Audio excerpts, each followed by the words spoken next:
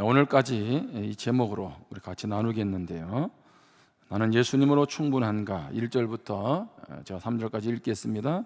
이러므로 우리에게 구름같이 둘러싼 허다한 증인들이 있으니 모든 무거운 것과 얽매이기 쉬운 죄를 벗어버리고 인내로서 우리 앞에 당한 경주를 하며 믿음의 주여 또 온전하게 하시는 이 예수를 바라보자. 그는 그 앞에 있는 기쁨을 위하여 십자가를 참으사 부끄러움을 개의치 아니하시더니 하나님 보좌 우편에 앉으셨느니라.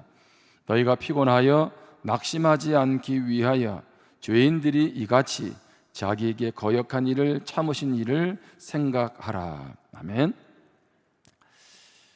오늘까지 우리가 나는 예수님으로 충분한가? 라고 하는 제목으로 나누지만 이 타이틀은요, 우리 신앙에 주님 부르시는 그날까지 늘 우리 가운데 확인해야 될 말씀이다. 저는 그렇게 생각을 합니다.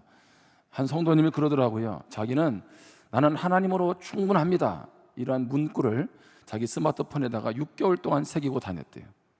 지금은 지웠답니다.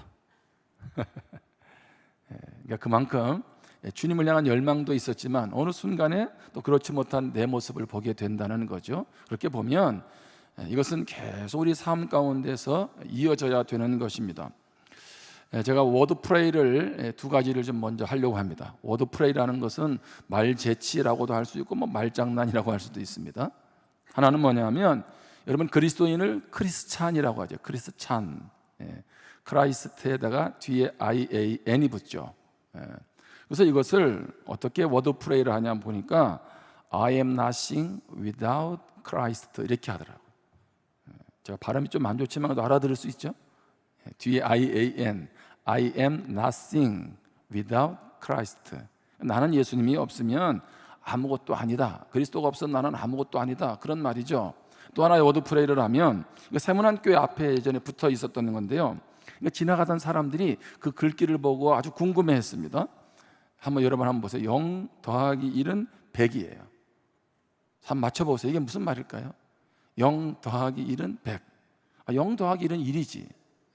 이 말은 뭐냐면 빵점 인생 같아도 예수 그리스도 한 분만 계시면 100점짜리 인생이다, 이런 뜻이에요. 숫자를 써놓은 것보다 해석이 좋죠. 내 인생이 참 뭐 한 것도 없는 것 같고 늘 낙심되고 별 볼 일 없는 것 같고 가족들이 봐도 그렇고 빵점짜리 인생 같은데 누구만 있으면 예수 그리스도 한 분만 계시면 무슨 인생이 된다? 100점짜리 인생이 된다는 거예요. 근데 이거를 거꾸로 하면 또 더 의미심장한 말이 됩니다. 100 마이너스 1은 제로예요. 이건 잘못 나온 거예요. 100 플러스 1이 아니라 100 마이너스 1은 제로. 이게 무슨 말일까요? 100점을 받아도 몇 점이 모자르면? 1점이 모자르면 빵점이라는 얘기. 그러니까 내 인생 무엇 같아도 100점짜리 인생 같아도 누가 없으면? 예수님 없으면 뭐다? 아무것도 아니다, 그런 얘기예요. 그래서 여러분에게 다시 인식을 시키기 위해서 플러스를 뺐어요. 그렇죠? 100 마이너스 1. 여러분 날마다 예수님으로 충분하려면 어떻게 해야 되나요? 날마다 은혜 안에 거해야 되죠. 무엇보다 날마다 나는 죽고 예수로 살아야 됩니다. 바울이 하는 얘기죠. 예수를 믿는다는 것은 무엇입니까? 날마다 자기를 부인하고 주님을 따라가는 삶. 날마다 나는 죽는다. 바울은 그렇게 고백을 하죠. 무슨 얘기냐 하면 예수를 믿고 내 안에서 내 삶에서 주님이 원하시는 삶만 드러나면 좋겠는데 참 내가 봐도 너무 한심하고 부끄러울 때가 많다는 거예요. 죄된 생각, 죄된 행동들이 반복이 되잖아요. 그래서 어떻게 해요? 날마다 예수님으로 충분하려면 날마다 옛 자아가 죽고 예수님과 함께 다시 살아나야 한다는 것입니다. 신앙 성장은요, 어떤 행동을 하느냐가 우선순위가 아니라는 거예요. 행동이 필요 없다는 말이 아니에요. 변화가 필요 없다는 말이 아니라 우선순위가 뒤바뀌면 안 된다는 겁니다. 자, 우선순위는 무엇입니까? 그것은 바로 무엇이냐 하면 날마다 내가 예수님과 함께 죽고 사는 것이 먼저라는 거죠. 그리고 나서 나의 행동의 변화라고 하는 겁니다. 그래서 C.S. 루이스는 우선순위를 뒤집어서는 안 된다. 1차적인 것을 먼저 해야 2차적인 것을 얻을 수 있다. 여러분, 내 삶이 무언가 자꾸 내가 바라볼 때도 좀 너무 답답하고 그리스도인답지 못하고 그럴 때에 자꾸 행동에다가 초점을 맞추지 말라는 거예요. 자꾸 행동을 변화시키려고 하다 보면 더 스스로 역으로 더 스스로에게 좌절하고 실망하게 된다는 거죠. 그래서 우선순위를 어디에 두라는 겁니까? 다시 복음 앞으로 가라는 겁니다. 나 자신이 주님 앞에서 날마다 죽고 그 복음으로 다시 살아날 때, 그럴 때 다시 행동으로 이어진다는 거죠. 근데 우리는 문제가 얽히면 어디로 가려고 합니까? 자꾸 행동의 문제로 가는데 그렇지 않다는 거예요. 은혜의 자리로, 복음의 자리로 가야 한다는 것입니다. 여러분, 우리가 늘 주님으로 충만하면 얼마나 좋겠습니까? 때로는 우리가 좌절하고 실망될 때가 있잖아. 그래서 누가 필요합니까? 공동체가 필요한 겁니다. 옆에서 손을 잡아주고 함께 가자고 하고 위로하고 격려하는 공동체가 필요하다는 것입니다. 자, 그러면 예수님으로 충분한 삶을 살아가기 위해서 우리가 가져야 될 믿음은 뭘까요? 한번 따라해 보실래요? 믿음은 경주이다. 믿음은 경주입니다. 달리기라는 거예요. 자, 신약 성경에 보면 관점은 조금씩 다른데 그리스도의 삶을 경주에 비유합니다. 자, 제가 한 5가지 정도를 언급하는데, 첫 번째는 사도행전 20장 24절입니다. 내가 달려갈 길과, 자, 경주하는 거죠. 주 예수께 받은 사명, 곧 하나님의 은혜의 복음을 증언하는 일을 마치려 하면은 나의 생명조차 조금도 귀한 것으로 여기지 아니하노라. 바울은 사명을 감당하는 것을 무엇에 비유합니까? 경주에 비유하죠. 마치 운동선수가 끝까지 완주하겠다는 결심을 여기에다가 담고 있는 거예요. 끝까지 신앙의 완주를 하겠다는 결심, 그것을 경주자로 비유하지요. 두 번째는 갈라디아서 2장 2절입니다. 계시를 따라 올라가 내가 이방 가운데서 전파하는 복음을 그들에게 제시하되 유력한 자들에게 사사로이 한 것은 내가 다름질하는 것이나 다름질한 것이 헛되지 않게 하려 함이라. 이게 무슨 얘기냐면, 바울은 예루살렘의 사도들이 복음을 버릴지도 모른다, 이런 염려를 하게 됩니다. 그래서 마치 400 계주할 때 바톤 터치를 하지 않습니까? 그러니까 경주하는데 같은 팀 선수들이 포기할까 봐 걱정하는 그런 것에 비유를 한다는 거죠. 자, 세 번째는요, 갈라디아서 5장 7절입니다. 너희가 다름질을 하더니, 경주하죠. 누가 너희를 막아 진리를 순종하기 못하게 하더냐. 교회 안에 거짓 교사들이 있었습니다. 그것으로 인해서 마치 뭐예요? 경기할 때 부정한 경기를 펼치는 경쟁자 때문에 내가 달려갈 길이 막히는 그런 것을 비유하고 있는 거죠. 경주하는데 뭐예요? 가로막는 그런 장애물이 있음을 비유로 표현하는 거죠. 네 번째는요, 고린도전서 9장 25절입니다. 이기기를 다투는 자마다 모든 일에 절제하나니 그들은 썩을 승리자의 관을 얻고자 하되 우리는 썩지 아니할 것을 얻고자 하노라. 자, 경주하는 사람, 목표를 향해서 완주하는 사람은 무엇이 있나요? 그것을 성취하기 위해서 절제한다는 거죠. 다시 말하면 경주를 하는 데 있어서 무엇이 필요하다는 겁니까? 고된 훈련이 필요하다, 이렇게 비유로 설명하는 겁니다. 자, 지금 4가지 예를 신약 성경에서 들었습니다. 어떤 결심, 또 같은 선수가 포기할까 봐 걱정하는 것, 또는 달려갈 길이 막힌 선수, 고된 훈련, 이것을 경주에 비유를 했죠. 자, 그러면 오늘 히브리서에서는 어떻게 비유를 할까요? 오늘 본문 1절입니다. 이러므로 우리에게 구름같이 둘러싼 허다한 증인들이 있으니 모든 무거운 것과 얽매이기 쉬운 죄를 벗어버리고 인내로서 우리 앞에 당한 경주를 하며, 이렇게 되어 있어요. 자, 무슨 얘기입니까? 경주를 하는데, 달리기를 하는데 반드시 무엇이 필요하다? 인내가 필요하다. 한번 따라하겠습니다. 믿음은 인내하는 경주이다. 믿음은 뭐라고요? 믿음은 경주입니다. 성경에서 그렇게 표현을 해요. 그런데 오늘 히브리서에서는 뭐라고 얘기했냐면, 믿음은 반드시 무엇이 필요하다는 겁니까? 인내가 필요하다는 거예요. 그냥 예수 믿으면 바로 천국 가고 모든 것이 끝나는 것이 아니라 그 과정에 반드시 인내의 과정이 있다는 거예요. 인내의 과정은 뭐를 의미하고 있나요? 낙심되는 상황이 있다는 것이고요, 아픔이 있다는 것이고요, 시련이 있다는 것이죠. 그냥 운동선수가 어떤 결과를 얻어내는 것 아니잖아요. 그 결과를 얻어내기 위해서 음식을 먹지 않던지 엄청난 훈련량을 소화하고 때로는 많은 유혹들을 이겨내야 되지 않습니까? 바로 그것을 우리에게 말씀해 주고 있는 것입니다. 저는요, 걷는 거는 자신 있는데 뛰는 거는 자신이 없어요.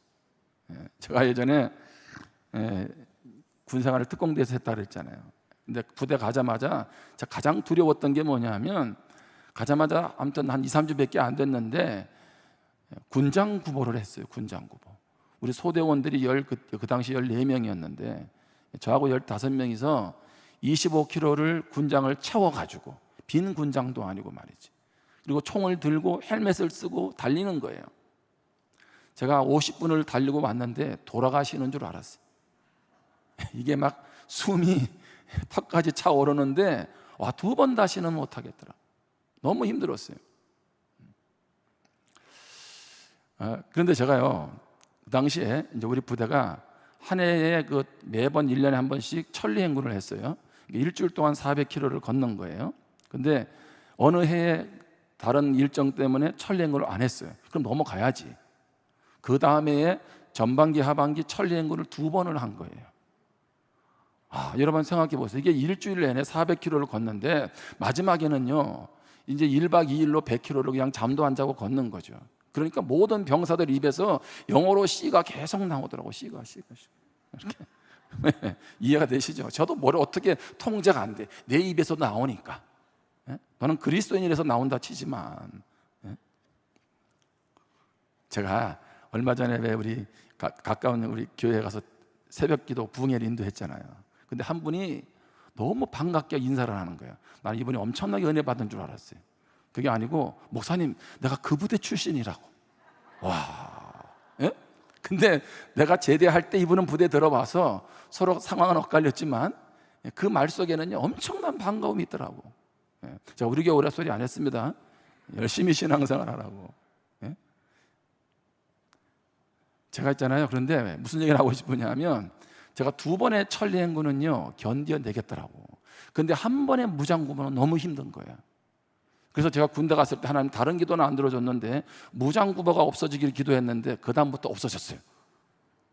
얼마나 감사한지. 그렇지 않았으면 제가 여기 못 썼을지도 모르겠어요.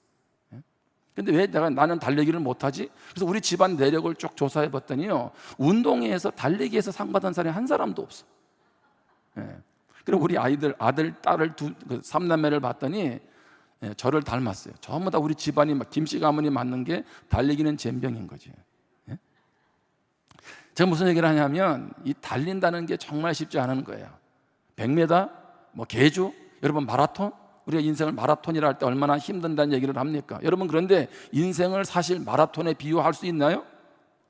차라리 마라톤이면 끝나는 시간이나 있지. 그렇지 않습니까? 근데 주님 앞에 가는 날까지 계속 우리 가운데 시련이 찾아오지 않습니까?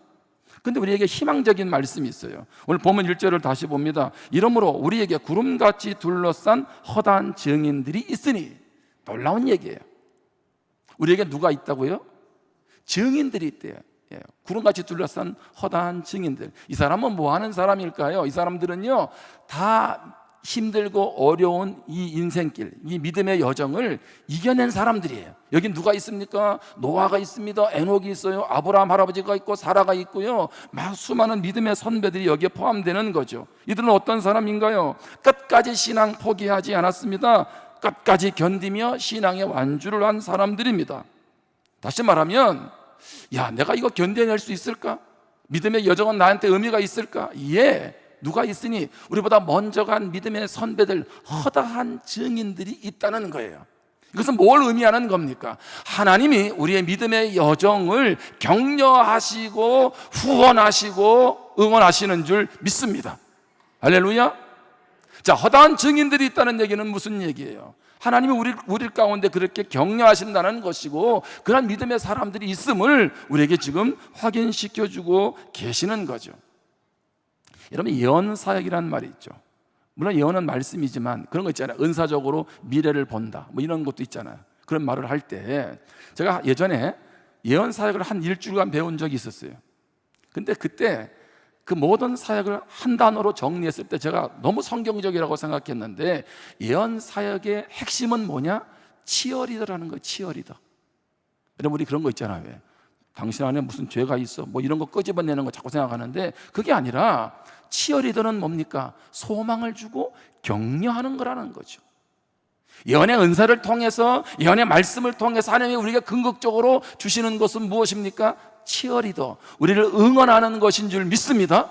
그래서 우리는 오늘도 어떤 상태로 나왔는지 모르지만 예배 자리에 와서 앉아있는 동안, 말씀을 듣고 찬양하는 동안 하나님 우리를 치어리더, 친히 무엇하세요?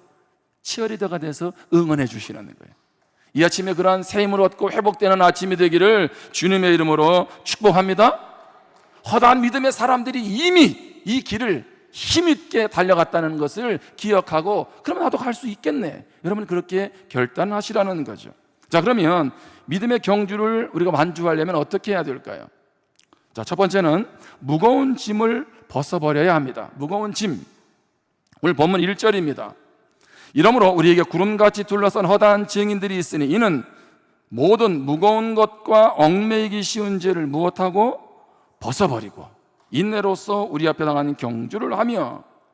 자, 완주하려면, 경주를 완주하려면 그냥 안 된다는 거예요. 뭐예요? 무거운 짐을 벗어버려야 한다는 거죠. 이것은 두 가지입니다. 첫 번째는 여기 무거운 것이라고 되어 있죠. 무거운 것, 그것은 방해물을 뜻해요. 방해물. 내가 믿음의 경주를 하는데 방해물, 자, 해로운 관계일 수 있습니다. 때로는 야망, 내가 가지고 있는 야망이 바로 무엇이 될 수 있습니까? 방해물이 될 수 있어요. 일이 방해물이 될 수 있어요. 왜요? 일에 파묻혀서 주일도 없고 공동체 모임도 없다면 그것 또한 뭐예요? 무거운 것이라는 거죠. 자, 과거의 죄로 인한 죄책감, 죄는 주님 앞에 해결하고 나아가면 되는데 끊임없이 죄의 죄책감에 사로잡혀서 나아가도록 우리를 붙잡고 있는 것, 그게 뭐예요? 방해물, 무거운 것이라는 거예요. 자, 그러면 얽매이기 쉬운 죄는 뭘까요? 얽매이기 쉬운 죄는 우리가 제거하기 어려운 죄입니다. 마치 이것은 무엇과 같으냐 하면 달리기 선수에게 쇠고랑을 채운 것과 같아요. 여러분 생각해 보세요. 달리기를 하는데 쇠고랑을 차면은 제대로 달릴 수 있겠습니까? 그러니까 얽매이기 쉬운 죄, 자, 우리가 죄짐을 마치 쇠고랑처럼 이렇게 채우고 있으면 믿음의 경주는 불가능하다는 얘기입니다. 자, 우리 안에 있어서 제거하기 어려운 죄, 쇠고랑은 무엇일까요? 그것은 바로 알코올 중독, 또는 도박, 음란물에 대한 중독, 또 최근 들어 만연한 인기, 관심, 자기 연민, 이러한 것들이 뭐예요? 얽매이기 쉬운 죄라는 거죠. 자, 그래서 죄로부터 벗어나기 위해서 어떻게 해야 합니까? 회개 기도해야 합니다. 아니면 주변 사람들에게 도움을 요청해야 됩니다. 여러분, 이게 특히 중독에 대한 거 있잖아요.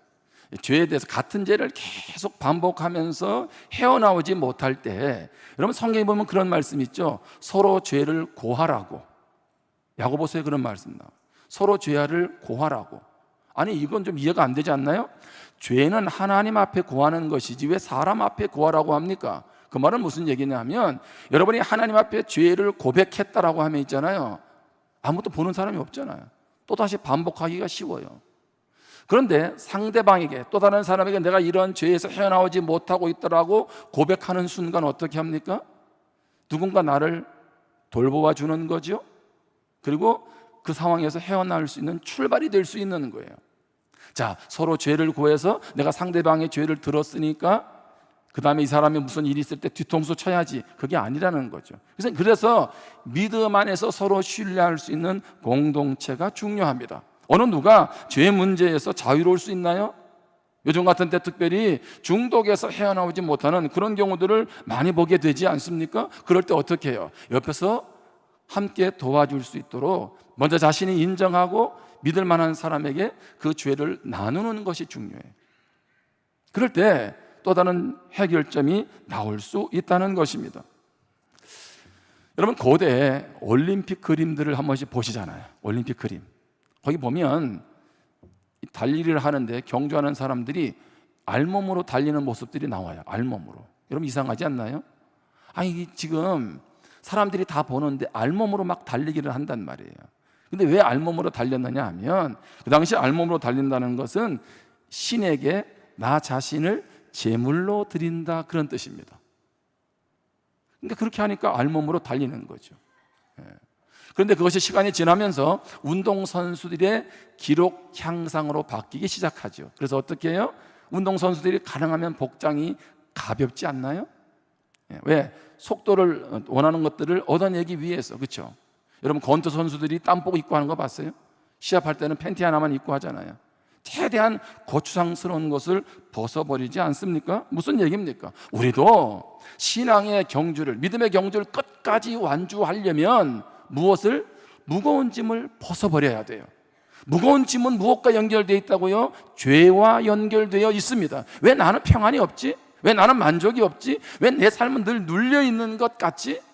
왜 내 삶은 이렇게 자유가 없지? 여러분 그 원인을 가만히 들어가 보면 무엇과 연결되어 있냐면 죄와 연결되어 있는 거예요. 그래서 그럴 때는 어떻게 해요? 오늘 주님 앞에 회개하고 내려놓는 거죠. 로마서 8장 13절 14절에 보면 너희가 육신대로 살면 반드시 죽을 것이로되 영으로서 몸의 행실을 죽이면 살리니. 여기 육신대로는 무엇입니까? 단순히 몸을 의미하는 게 아니죠. 세속적인 가치관, 주님의 뜻에 반대하는, 그렇게 살면 죽는다는 거예요. 14절에 무릇 하나님의 영으로 인도함을 받는 사람은 곧 하나님의 아들이라. 여기 무릇 옆에 가로를 하겠습니다. 무릇 죄를 죽이는 일에, 이런 얘기예요. 무릇 죄를 죽이는 일에 하나님의 영으로 인도함을 받는 사람은 곧 하나님의 아들이라. 하나님의 자녀들은 누구라고요? 하나님의 영으로 인도를 받는데 무엇을? 죄를 죽이는 일에. 그만큼 무엇입니까? 믿음의 경주에 끊임없는 죄의 유혹이 있다는 거죠. 그래서 성령의 인도를 받아서 어떻든 죄를 지었다면 회개하면서 정리해야 되고, 그렇지 않으면 죄와 싸우되 피 흘리기까지 싸우는 거죠. 죄를 달고 다니면서 마치 쇠고랑 차듯이 차고 다니면서 믿음의 경주 할 수 없다는 거예요. 여러분 우리가 오늘 3분 복음하면서 마지막의 결론은 무엇입니까? 예수 믿으면 천국 간다는 거예요. 그런데 천국 가는 게 끝이 아니에요. 성경에서 말하는 천국은 마지막에 고른 영원한 천국이지만 이 땅에서 예수 믿으면 천국이 이루어지는 것이 천국이에요. 그래서 천국은 현재적이고 미래적인 거예요.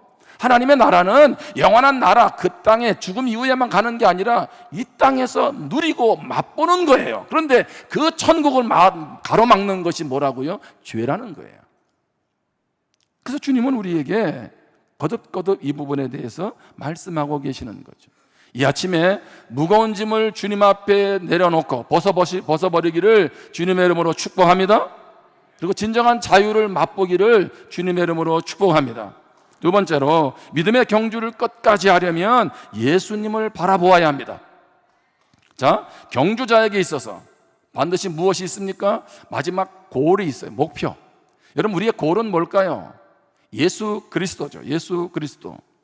여러분 목표가 불분명하면 나중에 어떤 일이 벌어지겠어요? 막상 경주를 하고 나서 내가 뭘 봤나? 내가 뭘 잘못했다? 뭐 이런 생각 들지 않겠습니까? 목표가 분명해야 되잖아요. 경주하는 선수에게 있어서. 자, 예수님을 바라본다는 건 뭘까요? 히브리서 12장 2절 3절입니다. 믿음의 주여 또 온전하게 하시니 예수를 바라보자. 그는 그 앞에 있는 기쁨을 위하여 십자가를 참으사 부끄러움을 개의치 아니하시더니 하나님 보좌 우편에 앉으셨느니라. 예수님 바라보라 그러죠. 자, 3절입니다. 너희가 피곤하여 낙심하지 않기 위하여 죄인들이 이같이 자기에게 거역한 일을 참으신 일을 무엇하라? 생각하라. 자, 다시 2절로 갑니다.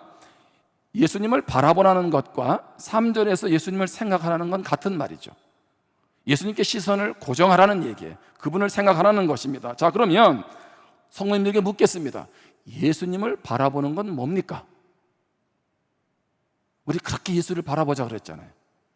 예? 우리 성도님들 예수님을 바라보는 게 뭐예요?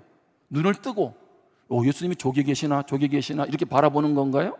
그거 아니잖아요. 눈에 보이지 않는데. 여기 히브리서에서 오늘 본문에서 세 가지를 얘기하는 거예요. 어떤 예수님을 바라보려 하느냐는 거죠. 첫 번째는 예수님은 믿음의 주요 온전케 하시는 분이라는 겁니다. 다시 한번 2절을 볼까요? 히브리서 12장 2절에 자, 어떤 분이라고요?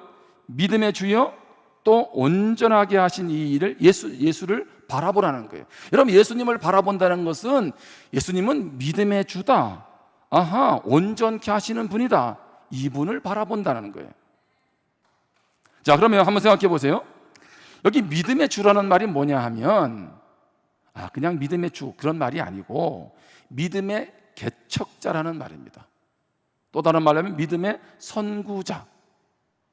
믿음의 개척자가 누구냐면 예수님이라는 거예요. 그럼 이 말씀이 조금 생각해 보면 여러분들 생각 속에서 좀 혼란이 올 수 있어요. 아니, 에녹도 노아도 아브라함도 다 믿음의 사람들인데 이 사람들이 우리보다 예수님보다 앞에 있었지 않았냐고. 근데 왜 예수님을 믿음의 개척자, 마치 시작이라고 얘기할까라고 할 때 혼돈이 올 수 있잖아요. 자, 그런데 성경을 잘 보면 천지 창조하기 전에, 창세전에 누가 계셨어요?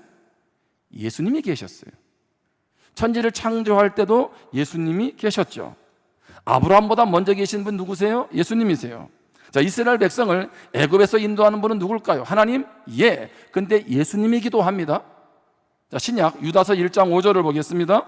너희가 본래 모든 사실을 알고 있으나 내가 너희로 다시 생각나게 하고자 하노라. 주께서, 누가요? 예수님께서 백성을 애굽에서 구원하여 내시고 후에 믿지 아니하는 자들을 멸하셨으며, 성경은 분명하게 믿음의 개척자, 선구자가 예수님이라는 거예요. 뿐만 아니라 광야에서 마실 것 주셨고 영원한 천국에서 안식을 누리게 하고 천국 보좌에 앉게 하는 분이 예수님이라는 겁니다. 자, 요한계시록 3장 21절입니다. 이기는 그에게는 내가 내 보좌에 함께 앉게 하여 주기를, 내가 이기고 아버지 보좌에 함께 앉은 것과 같이 하리라. 자, 끝까지 믿음의 경주를 감당하는 이기는 그에게는 누가? 내가. 여기 나는 누굽니까? 예수님이죠. 예수님이 예수님의 보좌에 함께 앉게 하여 주기를 누가 이기고? 예수님이 이겨서 하나님 보좌에 앉게 하신 것처럼. 무슨 얘기입니까? 믿음의 시작이 바로 예수 그리스도인 줄 믿습니다. 뿐만 아니라 믿음의 주여 온전케 하시는, 이 온전케 하시는이라는 뜻은 믿음의 완성자라는 거예요. 완성자. 다시 말하면 믿음의 시작도 예수님, 믿음의 과정도 예수님, 믿음의 마지막도 누구예요? 예수님. 그러니까 예수님을 바라본다는 얘기는 바로 믿음의 주, 온전케 하시는 그분을 바라보는 거예요. 믿음의 모든 시작과 과정과 마지막까지 주님 바라보고 주님께 붙들려서 가는 것, 바로 그것이 믿음으로 예수님을 바라보는 거죠. 두 번째는 예수님을 바라본다는 건 뭡니까? 예수님은 십자가를 견디어내신 분이라는 거예요. 자, 본문 2절입니다. 믿음의 주여 또 온전하게 하시는 이 예수를 바라보자. 예수님은 그 앞에 있는 기쁨을 위하여 무엇을 참으사? 십자가를 참으사 부끄러움을 개의치 아니하시더니 하나님 보좌 우편에 앉으셨느니라. 여기 보면 예수님은 십자가를 참으셨어요. 얼마나 많은 수치, 부끄러움을 당하셨습니까? 그것을 다 견디어 내셨습니다. 그러니까 우리가 예수님을 바라본다는 것은 십자가를 견디어내신 예수님을 바라보는 거죠. 근데 예수님은 어떻게 십자가를 견뎌냈을까요? 오늘 여기 2절에 보면 그 앞에 있는 기쁨을 위하여. 그 앞에 있는 기쁨은 뭡니까? 부활. 예수님이 십자가에 달려서 6시간 동안 고통을 당하시죠. 피를 흘림을 당하시죠. 자, 예수님은 죽으시면서 무슨 생각했을까요? 이건 끝이다, 그렇게 하고 죽으셨을까요? 아니죠. 예수님은 3일 만에 부활하실 것을 알았어요.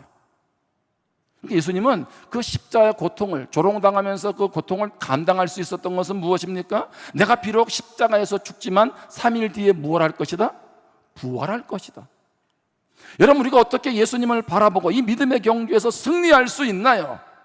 십자가를 지는 인생의 많은 고난과 고통, 다른 것도 아닌 예수로 말미암아 그런 고난과 고통을 겪는데 우리에게는 그 무엇과 바꿀 수 없는 부활의 소망이 있는 줄 믿습니다.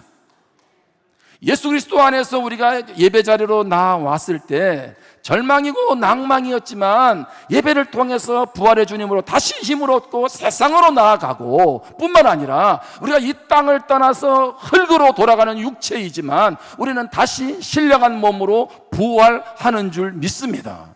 그래서 부활해서 어떻게 해요? 하나님 보좌 우편에 예수님이 앉은 것처럼 하늘 보좌에 우리를 앉혀주신다는 겁니다. 여러분, 우리가 천년만년 건강하게 살아가면 얼마나 좋겠습니까? 가지고 있는 재산 가지고 누리며 살다 가면 얼마나 좋겠습니까? 오죽하면 천국 가면 하나님께서 슬픔이 없고 고통이 없고 눈물이 없는 곳이라고 말하겠어요. 여러분, 인생이 슬픔 아닌가요? 인생 살아보니 눈물 아닌가요? 인생 살아보니 고통 아니냐는 거죠. 그래서 그 부분을 온전히 해결하고 회복시켜주는 것, 그게 하나님 나라 아니겠습니까? 그렇게 볼 때 예수를 바라보는 것, 바로 부활 소망으로 십자가를 견뎌내신 그 주님을 바라본다는 거죠. 여러분, 이 아침에 부활 신앙으로 모든 고난을 이겨내기를 주님의 이름으로 축원합니다. 또 한 가지 예수님을 바라본다는 것은, 예수님은 거역하는 사람에게 인내하셨습니다. 자, 오늘 3절입니다. 너희가 피곤하여 낙심하지 않기 위하여 죄인들이 이같이 자기에게 거역한 일을 참으신 일을 생각하라. 여러분, 신앙생활 하다 보면 무엇 할 수 있어요? 피곤하고 낙심될 때가 있다는 거죠. 주님의 일, 믿음의 길을 걸어가도 낙심될 때가 있잖아요. 여기 보면 특별히 예수님은 죄인들이 이같이 자기에게 거역한 일을 참으셨다, 이렇게 말하고 있습니다. 거역한 일을 어떻게 했어요? 잘 인내하셨다는 거죠. 여러분, 우리의 삶의 자리에 낙심시키는 일들, 낙심시키는 사람들이 있잖아요. 여러분, 그 사람 때문에 뭐 어떻게 밥맛도 없고, 그렇죠? 그 사람 때문에 늘 힘들고 그런 일들이 있지 않습니까? 특별히 낙심되고 힘든 사람들은 어떻게 해요? 주변에 가까이 있는 사람이에요. 멀리 있는 사람이 아니고 도리어 믿었거니 하는 사람, 그 사람 때문에 낙심되고 실망될 때가 있어요. 나하고 상관없는 저 멀리 있는 사람, 그 사람이 나와 낙심시키는 거 크게 관계없어요. 근데 믿었는데, 그래도 근데 그 사람이 나를 실망시키는 거죠. 여러분, 예수님은 어떠했나요? 3년 6개월 동안 제자들과 함께 하면서 그들을 얼마나 사랑으로 그들을 돌아보셨어요. 모든 것 책임지시고, 그렇죠? 근데 그들이 주님 십자가 달릴 때 다 도망갔잖아요.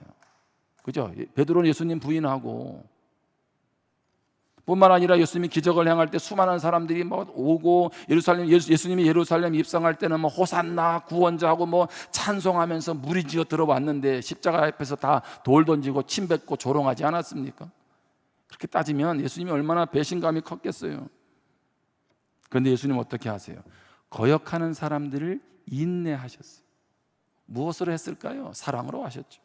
요한복음 13장 1절에 보면 6월절 전에 예수께서 자기가 세상을 떠나 아버지께로 돌아가실 때가 이른 줄 아시고 세상에 있는 자기 사람들을 사랑하시다 어떻게 해요?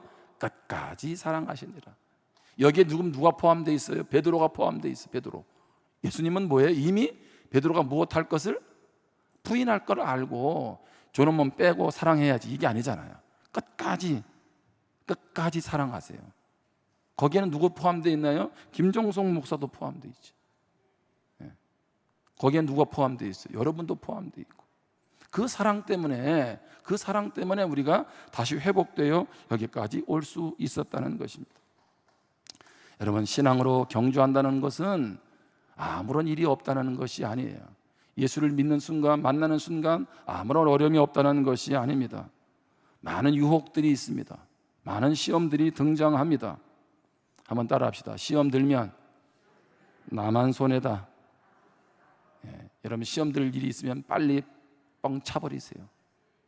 빨리 뻥 차버리고 빨리 일어나시고, 오늘 예수님을 그래서 어떻게 해요? 바라보세요. 그분의 사랑으로, 그분의 부활 소망으로 믿음의 시작과 완성자 되시는 그 주님을 바라보고 일어나시기를 바랍니다. 그리고 무엇보다 여러분이 믿음의 경주에 있어서 무거운 짐 내버리고 끝까지 이 경주를 인내함으로 주님 앞에까지 가서 설 수 있기를 주님의 이름으로 축원합니다. 기도하겠습니다. 우리 주신 말씀을 우리 마음 가운데 한번 새기면서 기도하면 좋겠습니다. 이런 믿음으로 가는 우리의 신앙의 여정이 많은 시련과 아픔과 낙심과 좌절이 동반됩니다. 그래서 우리의 믿음의 경주는 뭐예요? 인내의 경주입니다. 그런데 그 경주를 어떻게 해요? 우리는 잘 통과해내야 되잖아요. 주님 앞에 가는 그날까지. 그래서 어떻게 해요?